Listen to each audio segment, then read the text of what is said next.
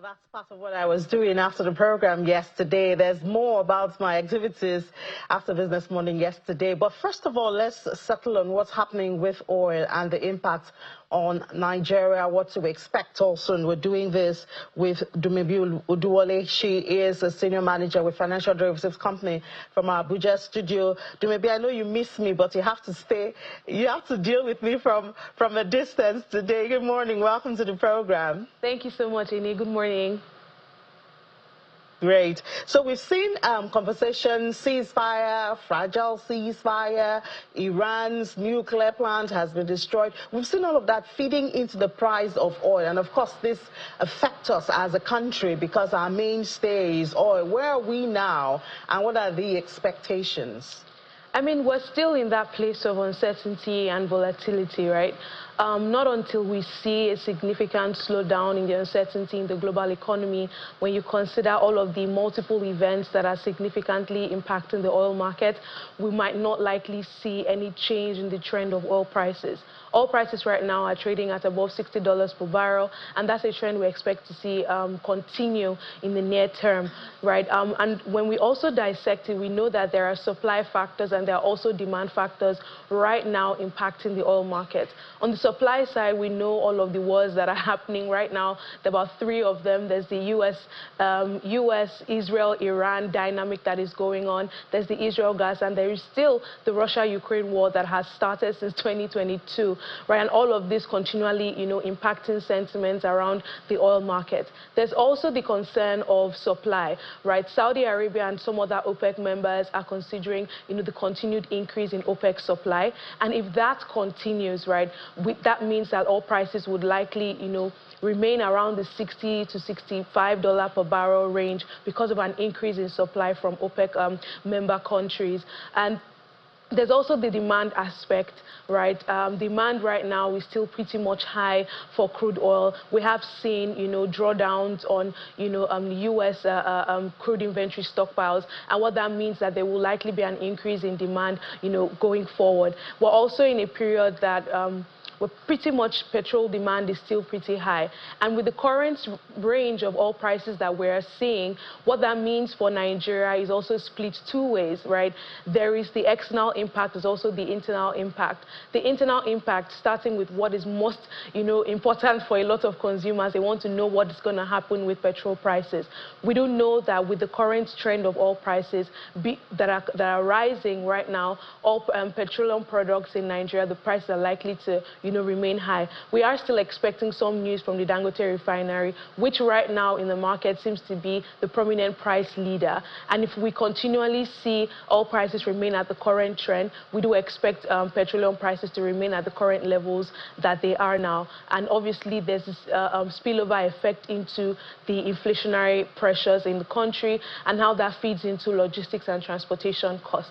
Then the other aspect of it is what the prices are and how that feeds into government revenue. Yes, I think you just touched on it. I wanted to settle on the consumers' part. We have more consumers than the government, even though the government controls, they're smaller in number, but they control more consumers. Yeah. And so last week we saw new pump price come into effect. And having a conversation with an average Nigerian, people still say, how can the price just get up like that? How can it be increased? I guess we still have to have this conversation to remind Nigerians that it's a regulated environment. Yes. And Nigeria, as a member of OPEC, deals with crude at the global price. And so, I mean, when there's a change in price in the global scene, we have to expect that it will show at the pump, although the lag is another thing. We don't know how long it will stay and how long we should expect before it feeds into the pump. But I guess it's a conversation, Dumebi, that we still have to have for the sake of a lot of our viewers. Yes, I mean, you pretty much analyzed it in here. I think you should join us as an economist at this point. But pretty much you've analyzed it, and that's truly where the Nigerian, downstream petroleum market is right now. We are operating in a different market structure. We're operating in a downstream petroleum market sector that is now deregulated. And what this pretty much means for the average Nigerian is that the price of petrol will truly now reflect the cost, of incurring the cost of procuring the crude oil, the cost of refining the crude oil, and whatever additional costs that, the refineries are incurring. And that's exactly what is currently happening. Although we also need to, I think, beyond sensitizing people and creating that awareness of understanding as to the new regime that price, determination is now for petroleum products, I think it's also extremely important to emphasize the nuance that exists in developing and frontier markets like Nigeria when it comes to prices. I think on Tuesday I did mention that prices in frontier and developing markets are usually sticky downwards. And what that simply means that prices are easy to go up but very slow to come down. And I think that also emphasizes the need for regulatory bodies that are very protective of consumers to also come up and also speak around, price discriminatory, actions that could come up as a result of this, artificial price hikes that could also come out of this, and to one extent price gouging, because we do not want a situation where the consumer is not protected and they consistently, are, embattled because of, sharp increase in prices. And when the dynamics show that prices are supposed to come down, they do not come down as quick. But however, I think it's also important to mention how the last 2 months have been with Dangote, increasing price and also reducing prices in line with, the trend of crude oil prices. And but the way it works is when this crude oil is procured and is refined, there's a lag effect, right? Because crude oil is purchased in forward contracts, right? And so the price of the crude oil we might be buying today at a higher price might have been purchased some 2 weeks ago when oil prices were significantly high. And there's that 2 week to a month lag for when prices would actually truly start, following the trend of what they were bought at in the domestic market. But I think it doesn't isolate the impact on consumers, and I think that's where a lot of communication and sensitization needs to come from policymakers and stakeholders to really explain to people and drive home the current situation of things as to why, prices are the way they are. Yeah, I think the other side of the conversation maybe is the revenue. So yes, with an increase in price globally is that the government has more revenue, and it also brings back the conversation of subsidy removal, yes, how much has been saved so far and what is being used for. We see FAC has increased since subsidy was removed, but a lot of Nigerians are still wondering, was it really worth it, the removal of the subsidy? Because I don't know, do we have how much is being saved, and what is it being channeled for, both for the subnationals, not just at the federal? Yes, I mean, I do understand the sentiment, and I think, again, it's one of those situations where I would like to dissect it in two ways, right? There is a theoretical aspect of it with where subsidy is removed, right? It means that the government has more funds at its disposal, right? More savings to do a lot more meaningful spending in the economy. And we have seen, actually, from 2023 up until today, an uptick in capital expenditure, right? Now, this is isolating some of the other, elements in the budget, but I think we have seen that happen. We have seen the drive for infrastructure development, but these are things that take time, right? The benefits of these are more long-term, and people want to see the immediate benefit of this so-called subsidy removal and the savings that, the federal government has said that they have made from it. And I think that's where, social safety nets and conditional cash transfers also come into play here. While the government is set to make, more revenue when oil prices increase, and that also has an impact on our external reserves and then the CBN's ability to defend the Naira, there is the aspect of people not feeling the direct impact of that. And what that looks like is they say we've made more money, but we're still suffering, right? Prices are still high. I'm not able to still purchase as much. And so that's where, again, number one, the government being very transparent and actually ensuring that those social safety nets are available for people. I think the IMF and World Bank have hinted at this so many times, that when reforms are taking place, especially in developing and frontier markets that have significant a significant chunk of their population, of which in Nigeria's case about 60% of that, living below the poverty line, there is extreme, there has to be, savings, there has to be direct and targeted efforts to ensuring that, these people are somewhat cushioned from the direct impact of these painful reforms. Unfortunately, that hasn't yet been the case for so many vulnerable Nigerians, right?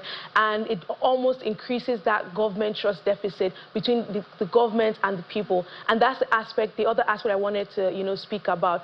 There is the emotional connection, right? There is that interconnection between the political economy and the macroeconomy. And not until that trust and that deficit is bridged significantly through communication, through actually doing things that people genuinely feel and understand that these people that are in places of authority care about them, we will continually see these conversations happen, we will continually see these deficits remaining, and there will continually be that gap and dissatisfaction between the people and the policies that the government has put in place, regardless of whether the savings are coming in or not. Yeah, I think this reminds me of a conversation I had last week or so about connecting the micro and the macro. So we see the reforms generating good numbers when it comes to the macroeconomic indices, but it seems there's a disconnect between translating that to the micro so that people can actually feel the impact of the good numbers we are seeing at the macro side. Yes. Yes, I do understand that, and I think it's one of those situations where we see, policies happen at the top and it doesn't trickle down. I think the last time I was here, I did explain the importance of strengthening the middle tier of government, right, and governance. We have 3 tiers of government in Nigeria. There's the federal, there's the state, there's the local.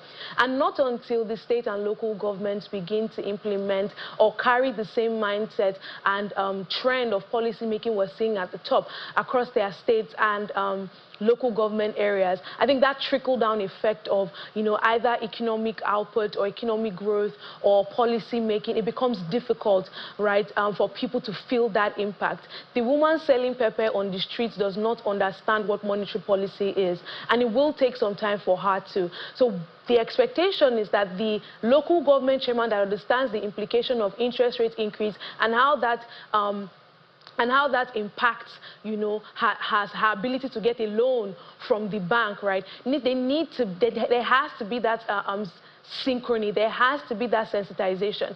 And what this again speaks to is the caliber and quality of people that we have placed in authority within this middle tier of governance, right? Ensuring that these people actually understand the policies that are being put in place. They do understand the importance of the trickle-down effect of economic policies and output growth, and ensure that it eventually gets to the people that it's supposed to get to. Because when there are leakages, when policies are made and when output is derived, it becomes a problem for people at the grassroots to feel the impact of what these policies are supposed to do. So what it looks like in practice is Nigeria comes out to say we've grown about 3.4 or 3.5%, and people don't feel that. We say inflation has reduced, but people don't feel that. We say the government has instituted a credit scheme for maybe SMEs or market women, and they don't feel that because there are leakages, and there's also a knowledge and motivation gap within the middle tier of the government. And I think it also speaks to the fact that we need to obviously strengthen and ensure that states become more independent rather than relying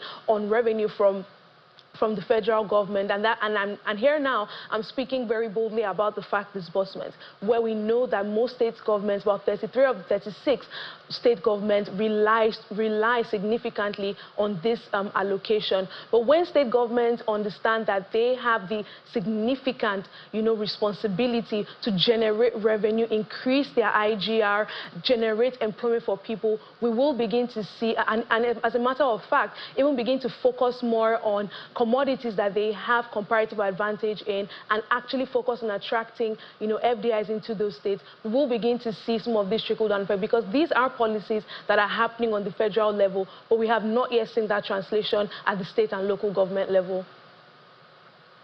Yeah, well, at the end of all of this that we have talked about, maybe I think at the end of the day, an average Nigerian will ask, what can the Naira buy? We saw on the parallel market that the Naira gained yesterday, but how much difference does it make? Do we know what drove that gain on the parallel market yesterday? Yes, I mean, one of the main things was obviously we saw, some level of supply, to the FX market. Yesterday. So we have obviously been seeing a level of stability, right, in the FX market. The Naira has oscillated within a very tight band of around 1,580 to around 1,610, and we do expect that trend to continue. And I think it's extremely important for us to dissect the context of where the FX market is coming from and where we're trying to get it to. We're coming from a period of almost 10 years of capital controls in the FX market. And that backlog, that lack of trust and all of that has gone on over the last couple of years has made, the Naira look, they put the Naira at an artificial level, right, that was far overvalued compared to, its actual price. And I think it's extremely important that we explain to people that the current level at which the Naira is trading at was what some businesses were already experiencing as far back as 2021, right, because they were buying at a blended rate. Now, the unfortunate thing is the fact that it came at a very sharp level. The devaluation, the reforms, everything happened simultaneously, hence the significant shock. And I think that speaks to how we have adopted policy making over the last couple of years, over the last 2 years. And for us to cross-correct that, it's extremely important we understand the impact of gradual phasing of reforms in frontier and developing markets, because that helps people relate more to the news, it helps people relate more to the implications, and it helps them plan better, right? But with the Naira currently, with the current trend of the Naira, we do expect this level of stability to remain, right? And what that looks like for businesses is they're able to plan better, they're able to understand and see, able to access Forex, for instance, at an easier level. The bottlenecks on Forex access and, engaging in Forex transactions is far reduced compared to where we're coming from. And that, to an extent, has instilled, confidence in investors and business owners. On the consumer side, of course, because of what the Naira is currently trading, and when we look at what is happening at the customs level as well, we have seen that steady increase in imported inflation, especially because of food items and other commodities like smartphones, like smartphones and other, digital assets that we have seen that price significantly increase. And I think not until we get to a point that the Naira is far stable, there are less shocks on the global economic side as well. And there are steps to ensure that we reduce this, we reduce the bottlenecks regarding import and the issues, the challenges that businesses face. Until then, I think we'll continually experience what we're currently experiencing with the exchange rates. And just to add, I think it's extremely important that we focus right now more on accessing, accessing raw materials locally for production. I know this brings to mind the level of insecurity and also, the bottlenecks that businesses face and challenges that they face. And I think it's extremely important because it points to, it shows us the pain point of businesses and investors. And I think that's where, the federal government really needs to hone in and double down to ensure that insecurity threats are significantly reduced so that the businesses that are currently within the economy, they are able to access raw materials locally, and that helps them reduce their imported costs and in turn reduces imported inflation. Yeah, maybe I can see you prepared for us this morning, sharing a whole lot, even bringing up the issue of raw materials. Don't get me started on that raw materials. Yes. Let's just find out what's happening in the commodity space. I know it's still planting season, I believe, and that, of course, is affecting price. Yes, I mean, we're seeing a mixed trend in commodity prices. Some commodities that within their planting season right now, we're seeing their prices high. I think on almost every opportunity I get, I always talk about plantain because I'm a plantain lover. It's very painful to see plantain as high as it is. I really hope plantain starts to come down. But basically, I'm just trying to speak about the seasonality effect going on here and how that, within this period, we are seeing some commodity prices increase. Tomato prices are also still high. The price of palm oil as well is also high. And again, I think that speaks to some of the agric productivity issues that we are currently facing. Then, I mean, there's a whole host of them, from storage issues to logistics issues to informal taxation and all of that feed into, the prices of commodities in the domestic market.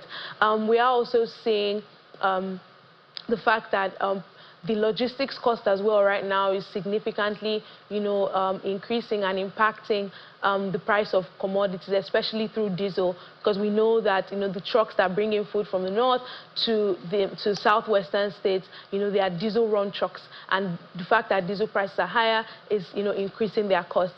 The flooding incident in Niger, coinciding that with what has happened in Benue, we're also seeing some supply shortages from those regions, and that's obviously impacting the market. And we do think that it will continue to impact the market, at least for the next couple of weeks, getting into even July. And I think this speaks into the inflation numbers that would likely be coming out soon. Getting into the middle of July, what that tells us is June inflation numbers are likely to increase because of some of these new developments that have impacted, commodity prices from the beginning of June up until, the end of June. And I think this is going to be a very strong consideration for the MPC ahead of its July meeting.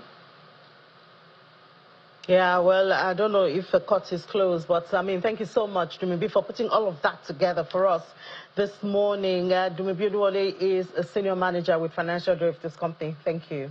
Thank you for having me.